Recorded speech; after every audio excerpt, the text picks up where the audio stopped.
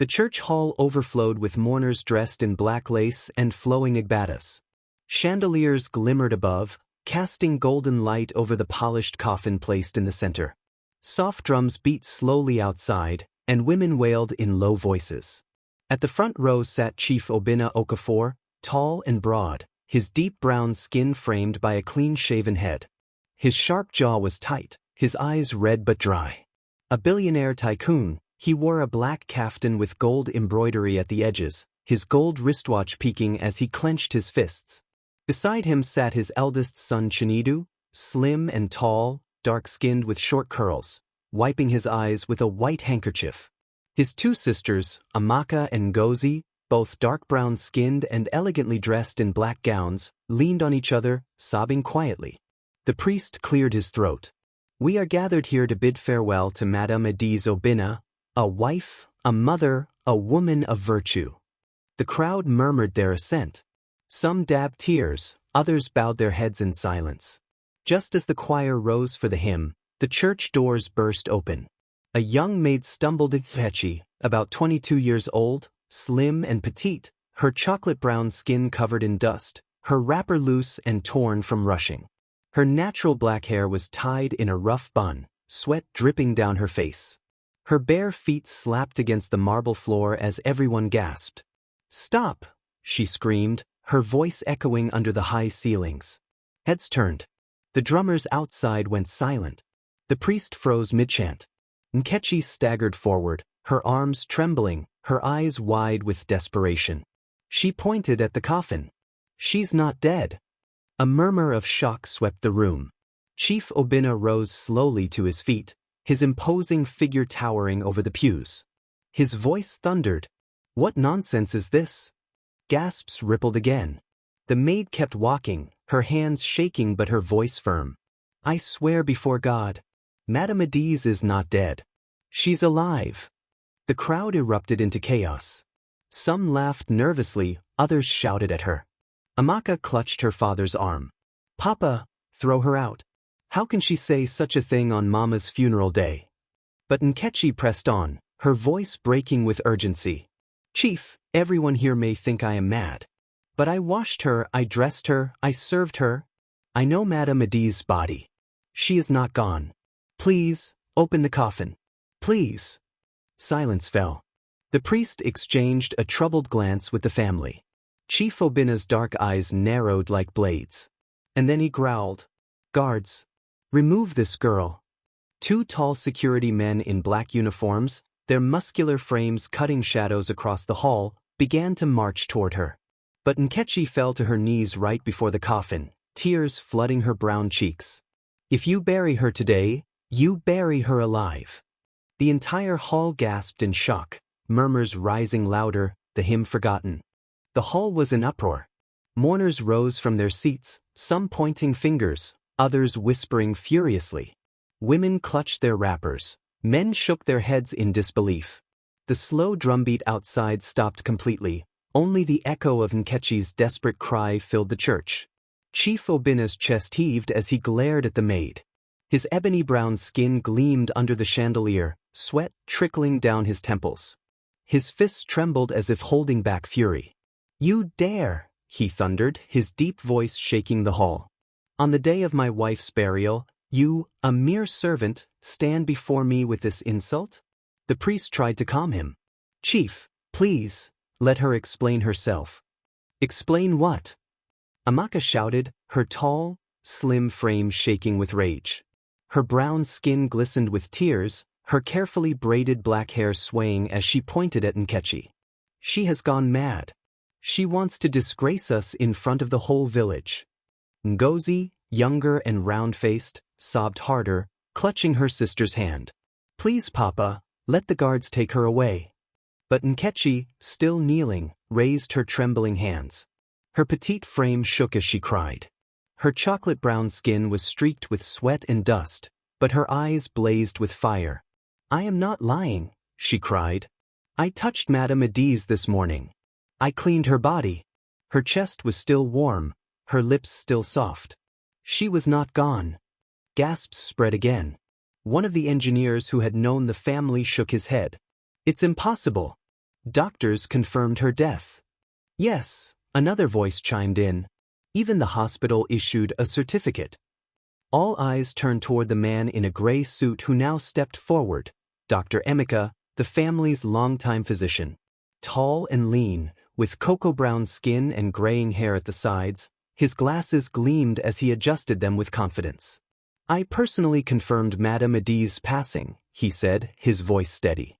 There was no pulse, no heartbeat, no response to light. She was gone. Nkechi sprang up to her feet, her wrapper slipping off one shoulder. Her thin arms shook as she pointed straight at him. You are lying. The crowd roared at her boldness. Some clapped hands to their mouths. Chief Obina's face darkened, his eyes wide with disbelief at her accusation. How dare you accuse my family doctor? He barked. But Nkechi did not retreat. Her lips quivered, her voice rising like thunder. I saw her finger move. Just a twitch, but it moved. I called for help, but they ignored me. They told me I was mad. They locked me out of the room. And now you want to bury her alive. The church erupted into cries and shouts. Some screamed for the guards to drag her out. Others, especially the older women, began to murmur among themselves. But I have heard of people waking up in the coffin before. Spirit of the ancestors? Could this be true? Dr. Emeka raised his voice over the noise. Enough of this madness. This girl seeks attention. Grief has blinded her. Nkechi turned toward Chief Obina, her thin frame trembling but her voice breaking with raw emotion. Chief, you loved Madame Medee's. Do not let her die because of pride. Just open the coffin. If I am wrong, kill me yourself. But if I am right, you will know the truth. Silence. The priest shifted uncomfortably. The mourners stared, torn between fear and doubt. Chief Obina's chest rose and fell as he stared at the trembling maid before him. His fists clenched. His children whispered in panic, begging him to send her away. Finally, in a voice that cracked through the hall, Obina barked. Fine. Open the coffin. Let the truth be seen by all. The crowd gasped. The guards froze. Nkechi's chest heaved as tears spilled down her cheeks. She clasped her hands, whispering a prayer under her breath. Two strong guards stepped forward, their tall frames casting shadows over the polished casket. The hall grew deathly silent, every eye locked on the coffin as the lid creaked open, and the truth waited inside. The hall was silent. Not a single drumbeat outside. Not a single whisper. All eyes fixed on the polished coffin as the guards slowly lifted the lid. The golden hinges squeaked. The wood creaked open. A faint smell of rose petals, incense, and embalming oil drifted out. Inside lay Madame Medee's, wrapped in white lace, beads around her neck, her braided black hair resting neatly against her pillow. Her face, once so full of life, looked calm. But then, a woman shouted from the back. Her lips moved. The hall erupted. People pushed forward, some screaming, others holding their heads in shock. Stay back, the guards roared, but even their tall, muscular frames could not block the surge of panic. Chief Obina stepped closer, his eyes wide. Sweat poured down his ebony-brown skin. His trembling hand gripped the coffin edge as he bent over his wife. For a moment, it seemed still. Then, her fingers twitched. Just once. Gasps filled the air. Yezu! She moved, someone cried. She is alive, another screamed. Obina staggered back, his tall frame shaking. His deep voice broke as he shouted at the doctor. Emeka! Look at her. Tell me I am not mad. Dr. Emeka's face had gone pale. He rushed forward, his cocoa-brown skin glistening with sudden sweat, his glasses slipping down his nose. His hands trembled as he touched Adi's wrist. Silence. He pressed harder, eyes darting. Then he bent his ear close to her lips. The crowd held its breath. And then Emeka froze. His eyes widened. His jaw dropped. His lips parted but no words came out. What is it? Chief Obina barked. The doctor swallowed hard. Her pulse is faint. But it is there. The hall exploded with shouts. Women screamed and clapped. Men fell to their knees. Some cried openly. She is alive. Chinique is wonderful. The maid was right. Nkechi, her small, dusty frame shaking, collapsed to her knees, tears flooding her face. Thank you, Lord, she whispered. Thank you for not letting me fail her. Obinna whirled on the doctor, his deep voice shaking with rage. You declared her dead. You signed the papers. You wanted me to bury my wife alive. Dr. Emeka stumbled back, stammering. I followed procedure. She had no heartbeat, no breath. I don't understand how. But the crowd shouted over him. Liar! Murderer! He wanted her gone. Amaka and Ngozi screamed in terror, clutching each other. Their carefully braided hair glistened with sweat, their slender frames trembling as they cried. Papa! Amaka sobbed. Don't listen to her. Don't believe this madness. Mama is gone. This is witchcraft. But Obinna's sharp eyes were fixed on the faint rise and fall of Adi's chest. His powerful frame trembled, his lips quivering as he whispered. She breathes. Two guards bent over, their dark brown skin glistening with sweat as they tried to keep the restless crowd back. The priest, his tall frame draped in white robes, raised his hands and shouted, Silence! Silence in the house of God. The murmurs quieted slightly, though fear and awe still hung thick in the air. Obinna turned to Nkechi, his booming voice softer now. Girl, how did you know? Nkechi, her small, thin frame trembling, looked up at him with teary eyes. I felt her warmth. I knew a mother's body cannot grow cold so quickly. Begged them to check. But they ignored me. Obinna's chest heaved. His children sobbed behind him. The mourners shook their heads in disbelief. Then, in a voice that shook the very rafters, Obinna declared, Take her to the hospital, now. The guards rushed forward. Carefully, they lifted Madame Adiz from the coffin. Her slim frame lay limp, but her chest moved ever so slightly. The lace dress shimmered as her head rolled to the side. The crowd outside screamed as the coffin was carried through the church doors, no longer for burial but for rescue. Women ululated. Men shouted praises. Children ran after the guards as they carried her toward the waiting cars. Nkechi followed behind, barefoot, tears streaking her dusty cheeks. For the first time, no one mocked her. No one called her crazy. The whispers around her now carried awe. That maid saved our madam. She spoke the truth. God used her to reveal the lie. Behind them, Dr. Emeka stood frozen, his tall, lean frame stiff, his face pale. His eyes darted nervously as the angry murmurs began to circle him like vultures. And for the first time in years, Chief Obinna's towering frame bent. He turned to the maid and whispered in a voice broken by gratitude. "You saved my wife." The hospital ward glowed under harsh fluorescent lights. Machines beeped softly, the smell of antiseptic thick in the air. Nurses rushed up and down the halls in green scrubs, carrying trays, for bags and clipboards. On the far side of the private wing, guarded by two tall, muscular men in black suits, Madame Adiz lay on a white hospital bed. Electrodes stuck to her chest, and 4-line in her wrist. Her braided black hair spread across the pillow, her dark brown skin pale but warm. Her chest rose and fell slowly, each breath fragile but real. Beside her, Chief Obinna sat stiff in a leather chair, his tall frame hunched, his ebony skin shining with sweat. His usually sharp brown eyes were swollen with sleeplessness. His navy blue agbada looked wrinkled, his polished shoes forgotten on the floor.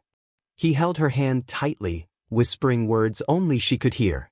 Outside the room, Nkechi sat quietly on a wooden bench, her slim, short figure tucked into a plain wrapper.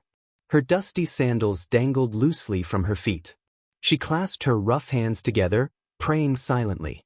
Her deep brown eyes stayed fixed on the closed door. Doctors came and went, whispering in low tones. Their lab coats swished as they shook their heads. One, a tall man with cocoa-brown skin and neatly trimmed hair, muttered, "It's impossible, no heartbeat for hours. She should not be here."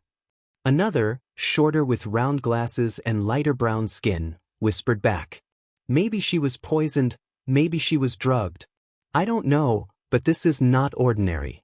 Inside, Obinna raised his head sharply. His booming voice filled the room. Save her. Do whatever it takes. Money is not a problem. Dr. Emeka, his graying beard wet with sweat, stood nervously at the foot of the bed. His cocoa-brown skin looked pale under the lights. He stammered. I assure you, we are doing everything possible. Obina's sharp gaze pierced him. You declared her dead. You signed the certificate.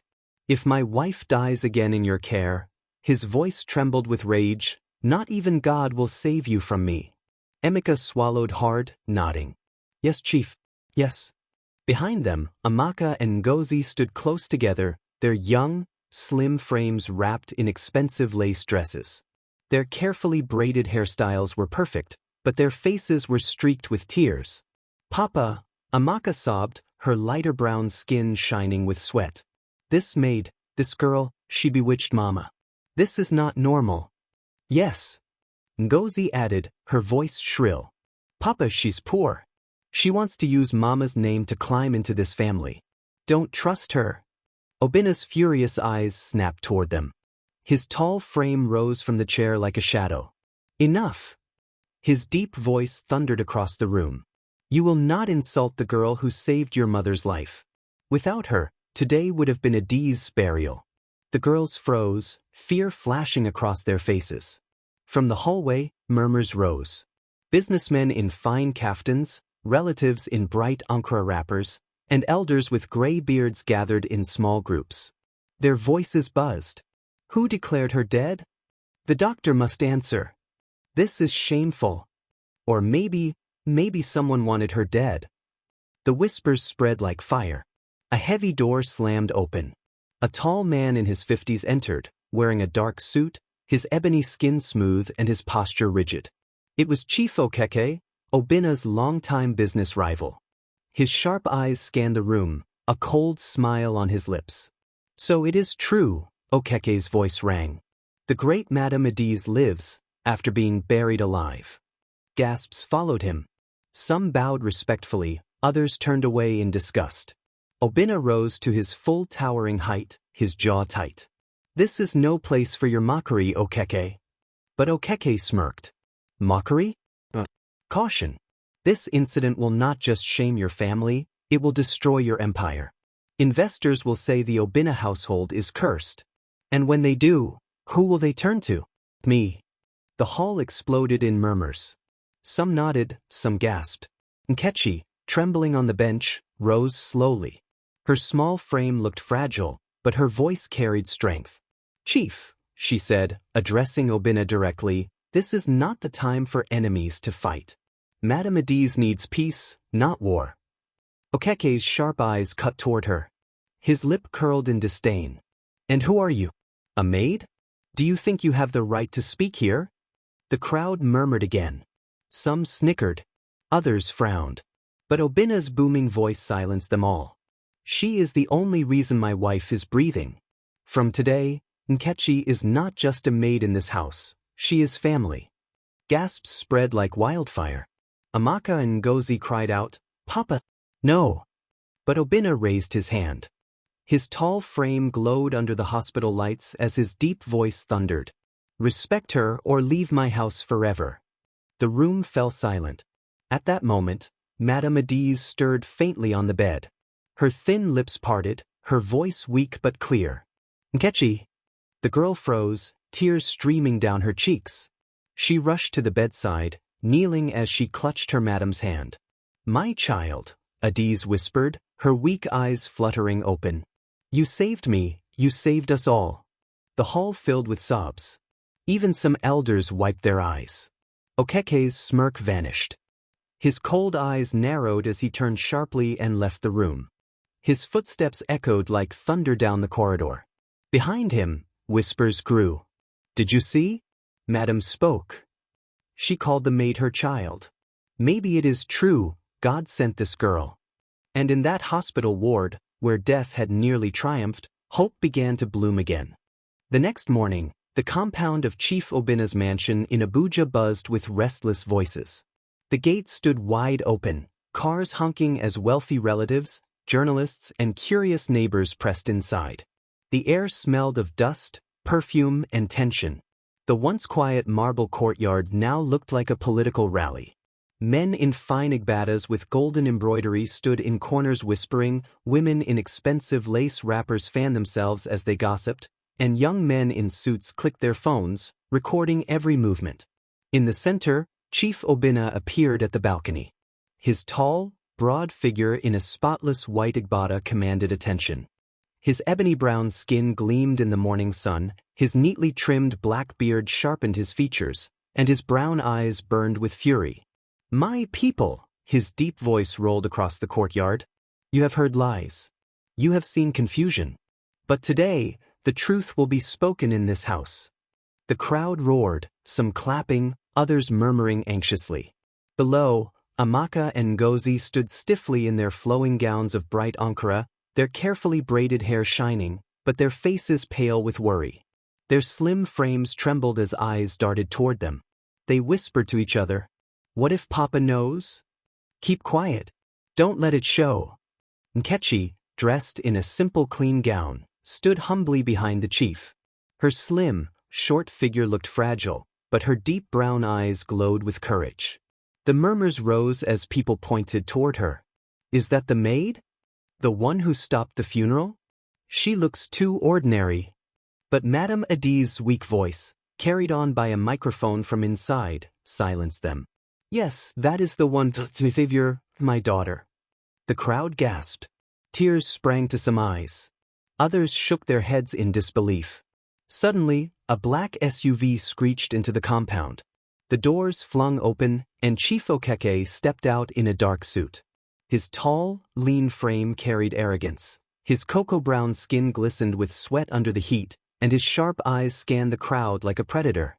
He strode forward, ignoring greetings, his polished shoes clapping against the marble tiles. A hush fell as he raised his voice. "This is not a miracle. This is manipulation. That girl," he pointed sharply at Nkechi, his long fingers trembling with scorn, "is no savior. She is part of a wicked plan. Ask yourselves, how did she know Madame was not dead? How did she stop the funeral?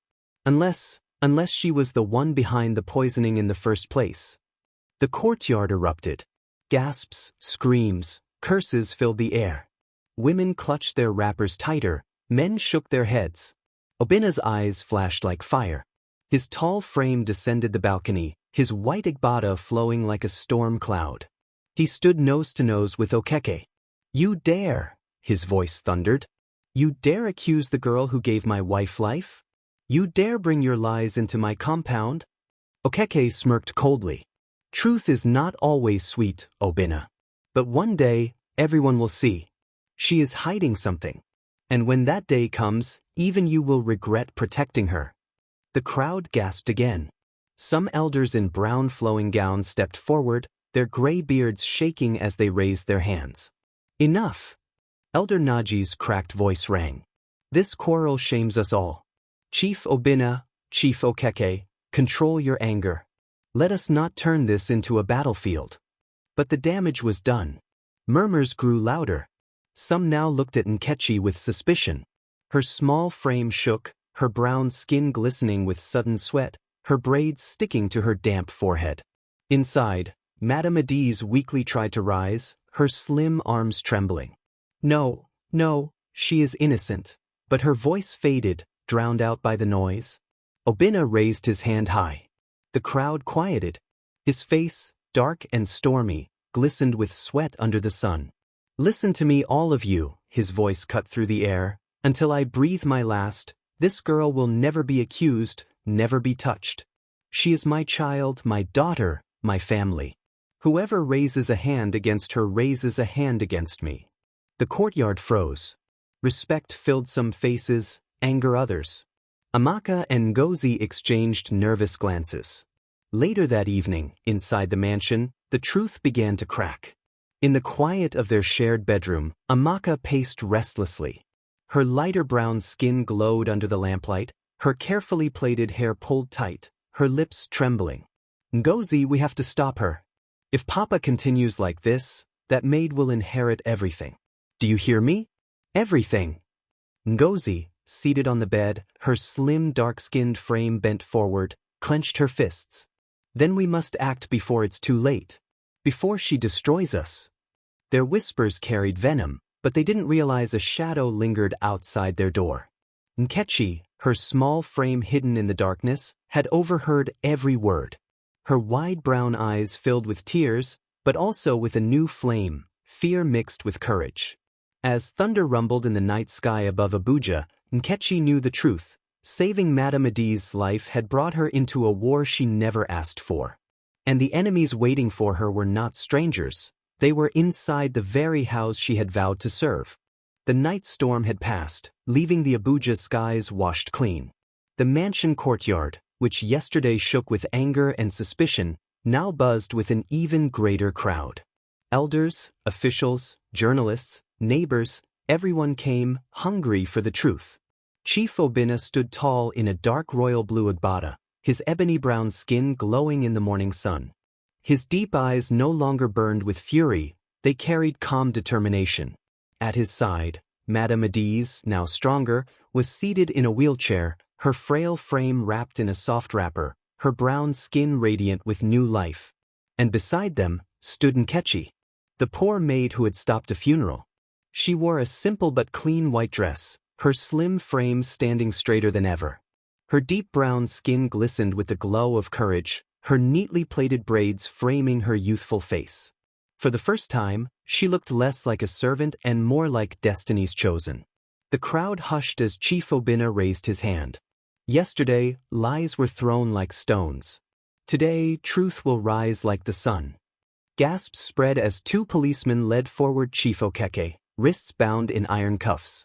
His once proud tall frame in a dark suit now sagged, his cocoa-brown skin sweaty, his sharp eyes filled with fear. Elder Naji's voice rang. After investigation, it is proven, the poison that nearly killed Madame Adiz came from Chief Okeke's household. He sought to seize wealth, destroy family, and spread lies. But truth, as always, has prevailed. The courtyard erupted, some cheering, others clapping, some shaking their heads in shame. Okeke's voice cracked. It was not me. I was misled, but his words were drowned by shouts. He was dragged away, his tall frame crumbling under humiliation. Amaka and Ngozi, standing in colorful ankara gowns, their brown skin trembling with sweat, tried to slip away. But Madame Adiz's frail hand rose. Daughters, her voice soft but steady, you let greed blind you. You wished evil on your own blood. But hear me now, Nkechi is not just a maid. She is family. She saved my life. And from this day, she will be honored in this house. The girls froze, their faces pale with shame, their braided hair trembling as they lowered their heads. Chief Obinna placed a firm hand on Nkechi's shoulder. His tall, broad frame towered, his deep voice rolling like thunder. You came to us as a servant, but you revealed yourself as a daughter. You stopped death, you stood against lies, and you bore humiliation with courage. From this day you are my child. You will inherit my name, my protection, and my blessing. The crowd erupted into applause. Elders nodded, women raised their wrappers to the sky in praise, and even hardened men wiped tears from their eyes. Nkechi's small frame shook as tears streamed down her cheeks. She bowed deeply, her braids falling forward. Papa, Mama, I will honor you all my life. Madame Adiz's weak smile spread. Child, you already have. The morning sun broke free of the clouds, golden rays spilling over the courtyard. The silver roof of the mansion glistened like a crown, and the air felt lighter, filled with hope. The elders raised their staffs. This story will be told for generations. The maid who stopped a funeral, the poor girl who brought truth into the house of the mighty. And as drums rolled once more in the distance, the people knew this tale was not just about a family, it was about all who believed in justice, courage, and second chances. The lesson is clear. True worth is not in riches, titles, or appearances. It is in courage, honesty, and compassion. Even the smallest voice, if guided by truth, can silence the loudest lies.